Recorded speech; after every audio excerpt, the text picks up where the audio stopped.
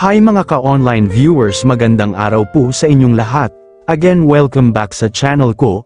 Medyo mainit ang usapan ngayon sa social media, at hindi natin pwedeng palampasin ang isyong ito, isang hindi pagkakaunawaan ang sumabog sa pagitan ng dalawang magkaibigan, pero ang mas nakakagulat, may nakisawsaw na naman na certified basher, kaya sa vlog na ito, himay-himayin natin ang buong eksena. So ayon sa mga lumalabas na kwento online, nagkaroon ng hindi pagkakaunawaan ang dating matalik na magkaibigan, hindi malinaw kung ano talaga ang punot dulo ng issue, pero ramdam mo sa posts nila at comments na may pinagdadaanan at may mabigat na sama ng loob. Ngayon, dito napapasok ang isa sa mga kilalang certified basher, ni Medeth, imbes na tumahimik o makialam lang kung may sapat na impormasyon. Aba, nakisawsaw pa sa issue, kung ano-anong komentaryo ang pinakawalan, at halatang ginagatungan at pinapainit pa ang sitwasyon ng magkaibigan.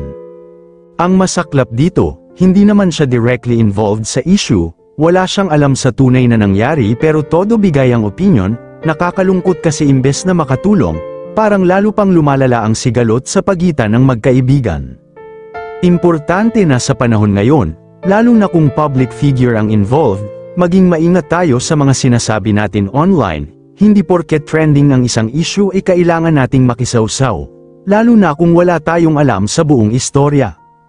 Ano sa tingin nyo, mga ka-viewers, dapat bang makisali sa issue kung wala ka naman sa loob ng kwento, o mas makakabuti bang manahimik na lang?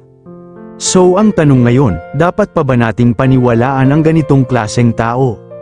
Yung walang alam pero ang ingay, yung opinionated pero walang facts, yung kunwari may malasakit pero halatang may gustong pabagsakin?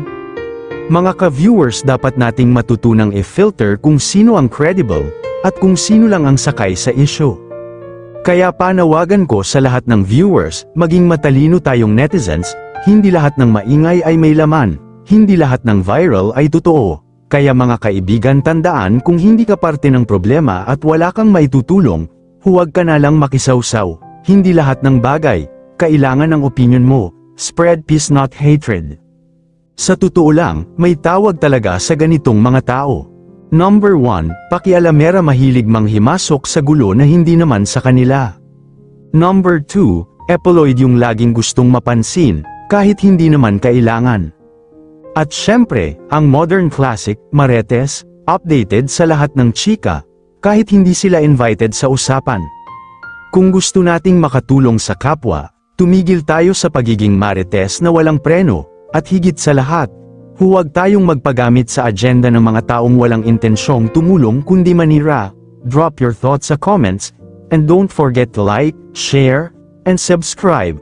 Hanggang sa susunod na episode ng Totoo Lang, Walang Filter. Stay sharp, stay smart. Maraming salamat sa patuloy ninyong pagsuporta sa channel ko.